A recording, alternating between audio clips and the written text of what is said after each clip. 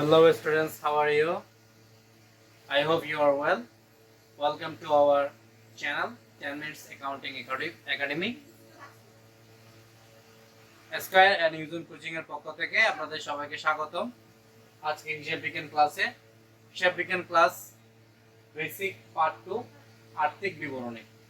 আমরা গত ক্লাসে যারা আমাদের ভিডিওগুলো দেখেছো এবং যারা আমাদের ভিডিওর বিষয়গুলো ভালো করে নোট করেছো তাদের জন্য আজকে এই ক্লাসটা। তো যারা এখনো পর্যন্ত আমাদের ভিডিওগুলো প্রথম অর্থাৎ আর্থিক অবস্থা বিবরণীর পার্ট 1 দেখো নাই তাদেরকে এখনো বলতেছি যে পার্ট 1টা দেখে নাও, তারপর পার্ট 2টা দেখলে তুমি বুঝতে পারবে। তো আমরা গত ক্লাসে বলেছিলাম আমাদের পরবর্তী ক্লাসে কি কি আলোচনা করা হবে, আমরা ঠিক সেই বিষয়গুলো নিয়ে চলে এসেছি। আজকে আলোচনার বিষয় হচ্ছে আমাদের মালিকানা সত্ত্ব বিবরণী এবং আর্থিক অবস্থা বিবরণীর মূল পয়েন্টসগুলো নিয়ে। চলো তাহলে আর কথা না বলে আমরা আমাদের কাজের মধ্যে চলে যাই। প্রথম যে বিষয়টা তোমরা দেখতেছো এখানে লেখা আছে মালিকানা সত্ত্ব বিবরণী। আচ্ছা, মালিকানা সত্ত্ব বিবরণী কি জন্য করি? আমরা আর্থিক অবস্থা বিবরণীর বেসিক পার্ট 1 এর মধ্যে আলোচনা করেছি। তারপরও আজকে আবার বলে দিচ্ছি যে আর্থিক মালিকানা সত্ত্ব বিবরণী আমরা প্রতিষ্ঠানের মালিকের অ্যাকাউন্টসে কত টাকা আছে 1 বছর পরে সেটা জানার জন্য মূলত আমরা কি করে থাকি, এই মালিকানা সত্ত্ব বিবরণী তৈরি করে থাকি। তো এই মালিকানা সত্ত্ব বিবরণীর জন্য আমাদের থেকে দুইটা টাকার কলাম করতে হবে। কয়টা করতে হবে? দুইটা। এবং আরেকটা করতে হবে বিবরণীর কলাম। টোটাল 3টা কলাম দিয়ে আমরা এই ছকটা তৈরি করব। এই ছকের প্রথম যে বিষয়টা লিখতে হবে সেটা হচ্ছে প্রারম্ভিক মূলধন। এটা কোথায় পাওয়া যাবে? এটা পাওয়া যাবে তোমাদের প্রশ্নপত্রের মধ্যে যে রেওয়ামিলটা দিয়ে দিবে সেই রেওয়ামিলের মধ্যে লেখা থাকবে যে মূলধন। এই মূলধনটা হচ্ছে যে তোমাদের প্রারম্ভিক মূলধন। টাকাটা কোথায় বসবে? ফাইনাল কলামে বসবে। মূলধনের সাথে অতিরিক্ত মূলধন। অতিরিক্ত মূলধন মানে হচ্ছে যে বছরের যে কোনো সময়ে একটা মূলধন ছাড়া অন্য কোনোবার অন্য যে কোনো সময় মালিক যদি ব্যক্তিগত তহবিল প্রতিষ্ঠানের জন্য কি করে দিয়ে থাকে সেটাকে আমরা কি বলে থাকি? অতিরিক্ত মূলধন। ধরো বছরের মাঝামাঝি সময়ে এসে মালিক ব্যক্তিগত তহবিল থেকে আরো 40,000 টাকা কি করলো? ব্যবসার মধ্যে বিনিয়োগ করলো, তাহলে এটা হচ্ছে কি আমাদের অতিরিক্ত মূলধন।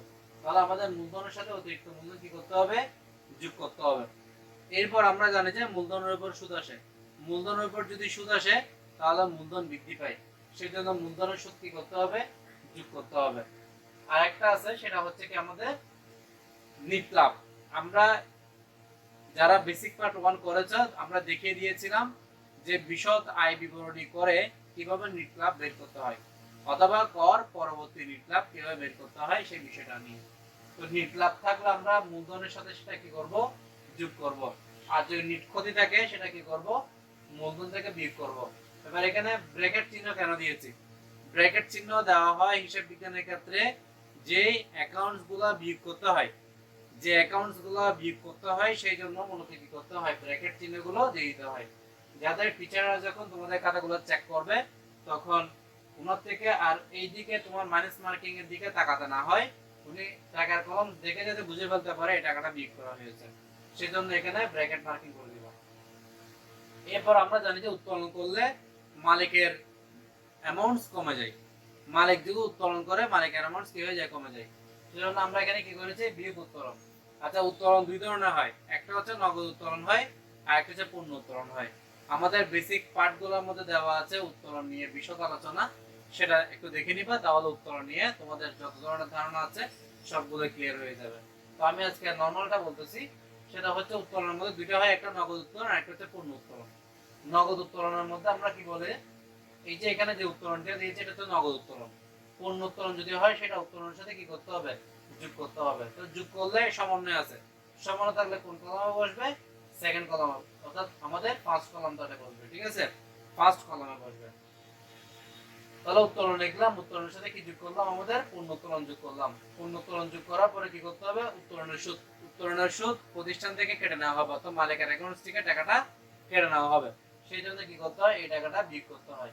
অর্থাৎ উত্তোলনের সাথে যোগ করে দিলে সবগুলো টাকা একসাথে যোগ হয়ে এদিকে বিয়োগ ফিগারে চলে আসবে। ঠিক আছে। আর একটা হচ্ছে আয়কর। আচ্ছা, আয়কর দুই ধরনের হয়ে থাকে, একটা হচ্ছে ব্যক্তিগত আয়কর হয়ে থাকে, একটা হচ্ছে প্রতিষ্ঠানের আয়কর হয়ে থাকে।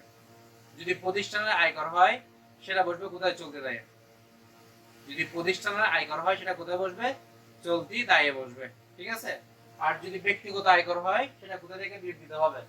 মালিকানা সত্ত্ব থেকে, অর্থাৎ মূলধন থেকে বিয়োগ দিতে হবে। এখানে লেখা আছে যে আয়কর ব্যক্তিগত, পাশে লেখা আছে ব্যক্তিগত, এই টাকাটা বিয়োগ করতে হবে। জীবন বীমা প্রিমিয়াম, এটা কি করতে হবে? বিয়োগ করতে হবে। কেন বিয়োগ করতে হবে? কারণ দেখো, জীবন বীমা প্রিমিয়ামটা কি জন্য করা হয়? জীবনের বিনিময়ে করা হয়। অর্থাৎ জীবনের বিনিময় বলতে হচ্ছে যে তোমার জীবনের নিঃশ্বাস তো একদিন আসবে অবশ্যই। সেই নিঃশ্বাসের তোমার যখন জীবন ত্যাগ করবা তখন তোমার পরিবার আর্থিক সংকটে পড়বে, সেজন্য তুমি কি করেছো? তোমার জীবনের জন্য বীমা করেছো। ঠিক একইভাবে প্রতিষ্ঠানের মালিক তার প্রতিষ্ঠানের জন্য নয়, তার জীবনের জন্য একটা কি করেছে? বীমা করেছে। মালিক তার ব্যক্তিগত জীবনের জন্য বীমা করেছে। তাহলে এটা মালিকের ব্যক্তিগত খরচ। ব্যক্তিগত খরচ যদি প্রতিষ্ঠান থেকে দেওয়া হয় তাহলে মালিকের মূলধন থেকে সেটাকে ম্যানেজ করে দেওয়া হবে। সেজন্য এখানে কি করা হয়েছে? জীবন বীমা প্রিমিয়ামটাকে ম্যানেজ করে দেওয়া হয়েছে। এগুলো সবগুলো যোগ আর ব্র্যাকেট মার্কিং যেগুলো আছে সেগুলো বিয়োগ করলে তোমার আনসার বের হয়ে আসবে সমাপনী মূলধন, সমাপনী মূলধন। এই হচ্ছে আমাদের টোটাল মালিকানা সত্ত্ব বিবরণী। এইটা নিয়ে কাজ শেষ আমাদের। যদি এতটুকু ক্লিয়ার রাখতে পারো তাহলে তোমাদের এই বিষয়টা ক্লিয়ার। ওকে, পরবর্তী বিষয়টা হচ্ছে আমাদের আর্থিক অবস্থা বিবরণী। আচ্ছা, আর্থিক অবস্থা বিবরণী আমরা কি জন্য করি? পার্ট নাম্বার 1 এ বলা হয়েছে আমরা আর্থিক অবস্থা বিবরণী এই জন্য করি যে প্রতিষ্ঠানের সম্পদ এবং ব্যয়ের পরিমাণ জানার জন্য। তো প্রতিষ্ঠানের সম্পদ এবং ব্যয়ের পরিমাণ যদি আমরা জানতে চাই তাহলে আমাদের কি করতে হবে? এই বিবরণী করতে হবে। এই বিবরণীতে কয়টা কলাম আছে? প্রথমে 1 number column, 2 number, 3 number, 4 number, total 4টা কলাম করতে হবে। পরবর্তী 3টা কলাম, এগুলোকে আমরা বলেছিলাম first column, middle column, final column. এই কলামগুলো তোমার থেকে করতে হবে টাকা কলাম। আমরা বলেছিলাম যে ফাইনাল কলাম, ফার্স্ট কলামের মধ্যে কি থাকবে? সমন্বয় যদি থাকে সেটা কোথায় আসবে? ফার্স্ট কলাম আসবে। আর যদি সমন্বয় না থাকে সেটা কোথায় আসবে? সেকেন্ড কলাম আসবে। আর সবগুলো ধাপে ধাপে যে টাকাগুলো আসবে সেগুলো কোথায় আসবে? ফাইনাল কলামে আসবে। ঠিক আছে, এটা বলে দেওয়া হয়েছিল পার্ট নাম্বার 1 এর মধ্যে, বেসিক পার্ট 1 এ। তো আজকে আমরা সম্পদ সমূহ নিয়ে আলোচনা করব। সম্পদ সমূহ নিয়ে কয় ধরনের সম্পদ আছে সেটা সম্পর্কে ডিটেইলস ভেঙে ভেঙে আলোচনা করা হয়েছে আমাদের একটা পার্টের মধ্যে, যেগুলো বেসিক পার্ট 6, 7 দেওয়া আছে। ওই পার্টগুলোর মধ্যে তোমরা পাবা সম্পদ নিয়ে অজানা তথ্য বলে একটা ফার্মাল দেওয়া আছে, সেটার মধ্যে তুমি পাবা সম্পদ নিয়ে বিশদ আলোচনা। তো এখানে প্রত্যেকটা সম্পদ কিভাবে হয়, পার্থক্যটা কি একটা সম্পদ থেকে একটা সম্পদের, সম্পদ এটাকে স্থায়ী সম্পদ কেন বলা হয়, দীর্ঘমেয়াদী সম্পদ কেন, অর্থাৎ তোমার মৌলিক সম্পদ কেন বলা হয়, এই বিষয়গুলো নিয়ে আলোচনা করা হয়েছে। তো এটা সম্পর্কে যদি তুমি জানতে চাও তাহলে অবশ্যই সেই ভিডিওটা দেখে নিবা। তো যাক, আমি আজকে এই বিষয়টা নিয়ে আলোচনা করি। সম্পদ সমূহ লিখবা, লেখার পরে প্রথমে লিখতে হবে আমাদের চলতি সম্পদ সমূহ কি কি আসবে সেই বিষয়গুলো লিখতে হবে। এরপরে কি করতে হবে? আমাদের স্থায়ী সম্পদ সমূহ লিখতে হবে। এরপর অস্থায়ী সম্পদ, অস্পর্শনীয় সম্পদ, যে সম্পদগুলোকে স্পর্শ করা যায় না সেই সম্পদগুলো লিখতে হবে। এরপর লিখতে হবে মৌলিক সম্পদ। এরপর লিখতে হবে আমাদের কি? দীর্ঘমেয়াদী বিনিয়োগ। এই কয়টা? 1, 2, 3, 4, 5, এই 5টা ধাপ যদি তুমি মনে রাখো তাহলে মোটামুটি সম্পদ সমূহ তোমার ক্লিয়ার। এই সম্পদ সমূহ সবগুলো অ্যামাউন্ট যোগ করে এখানে বের হয়ে যাবে কি? আমাদের মোট সম্পদ, অর্থাৎ মোট সম্পদ, প্রতিষ্ঠানের যা সম্পদ আছে তা বের হয়ে যাবে। পরবর্তী বিষয় হচ্ছে দায় ও মালিকানা সত্ত্ব।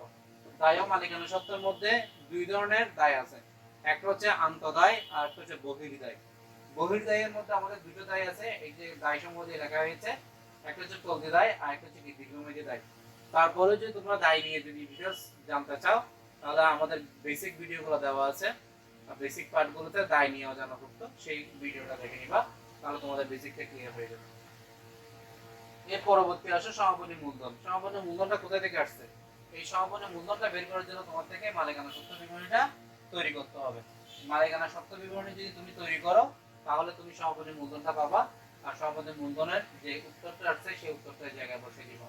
তাহলে এখানে চলতি দায়, দীর্ঘমেয়াদী দায় এবং সমাপনী মূলধন, এই তিনটা পার্ট যোগ করলে তুমি পেয়ে যাবা কি? দায়, দায় ও মালিকানা সত্ত্ব। যদি তোমার অঙ্কের মধ্যে এই সম্পদ সমূহের মোট সম্পদের টাকাটা এবং এই টাকাটা, এই দুটো টাকা যদি মিলে যায় তোমার অঙ্ক রাইট, আর যদি না মিলে তাহলে তোমার অঙ্ক কি আছে? ভুল আছে। তো এতটুকু হচ্ছে যে আজকে আলোচনার বিষয়, এবং আজকের আলোচনার বিষয় নিয়ে নবম, দশম শ্রেণী এবং একাদশ, দ্বাদশ শ্রেণীর আর্থিক অবস্থা বিবরণীর যে কঠিন পার্ট ছিল সেই পার্টটা আলোচনা করা শেষ। আমরা ইতিমধ্যে আলোচনা করেছি আর্থিক অবস্থা বিবরণী পার্ট 1 এবং পার্ট 2। পার্ট 1 এ আমরা আলোচনা করে দিয়েছি আর্থিক আয় বিবরণী কেন, কাকে বলা হয়, আয় বিবরণীর কয়টা অংশ আছে, প্রত্যেকটা অংশের কাজগুলো কি কি উদ্দেশ্যে আমরা করে থাকি, এবং সেখানে আলোচনা করা হয়েছে যে বিশদ আয় বিবরণী কাঠামো কিভাবে করতে হয়। একটা হচ্ছে সেবামূলক প্রতিষ্ঠান, আর একটা হচ্ছে সেবা পণ্য ক্রয় বিক্রয়কারী প্রতিষ্ঠান। দুই ধরনের প্রতিষ্ঠান নিয়ে আলোচনা করা হয়েছে সেখানের মধ্যে। এবং আজকে আলোচনা করলাম আমরা পার্ট 2 তে মালিকানা সত্ত্ব বিবরণী এবং আর্থিক অবস্থার বিবরণী নিয়ে। তো এই টোটাল তিনটা বিবরণী সম্পর্কে টোটাল ক্লাস শেষ। আমাদের আগামী পরবর্তী ক্লাসে আমরা ডিটেইলস আলোচনায় যাব। এই যে আমরা বিশদ আয় বিবরণী যে ক্লাসটা করেছি সেখানের মধ্যে যে ধাপে ধাপে দেওয়া হয়েছিল, আমরা বলেছি যে নিট বিক্রয়, এই যে নিট বিক্রয় নিয়ে আলোচনা করা হবে আগামী পরবর্তী ক্লাসগুলোতে। সেই ক্লাসে আলোচনা করা হবে। আমরা এখানে লিখেছি যে বিক্রিত পণ্যের ব্যয় বিয়োগ করতে হবে। এখন প্রশ্ন হচ্ছে বিক্রিত পণ্যের ব্যয়ের মধ্যে কি কি বিষয়গুলো আসবে, সেই বিষয়গুলো নিয়ে আলোচনা করা হবে। নিট ক্রয়ের মধ্যে কোন কোন বিষয় অন্তর্ভুক্ত থাকবে, কেন অন্তর্ভুক্ত থাকবে, এটা ইফেক্টটা কেন, এই বিষয়গুলো নিয়ে আলোচনা করা হবে আগামী ক্লাসে। তো আশা করি তোমরা আগামী ক্লাসটা দেখবা। আজকে ক্লাসটা যদি ভালো লাগে থাকে অবশ্যই লাইক, কমেন্ট এবং শেয়ার দিয়ে আমাদেরকে অনুপ্রাণিত করবা, আমাদেরকে উৎসাহিত করবা, আমরা যাতে তোমাদের জন্য নতুন নতুন করে সুন্দর করে সিরিয়ালি ক্লাসগুলো দিতে পারি। এতক্ষণ ধরে ধৈর্য সহকারে ক্লাসটা দেখার জন্য তোমাদেরকে আন্তরিকভাবে আবার অভিনন্দন এবং ধন্যবাদ জানাচ্ছি। এই বলে আজকে ক্লাসটা এখানে শেষ করতেছি। আসসালামু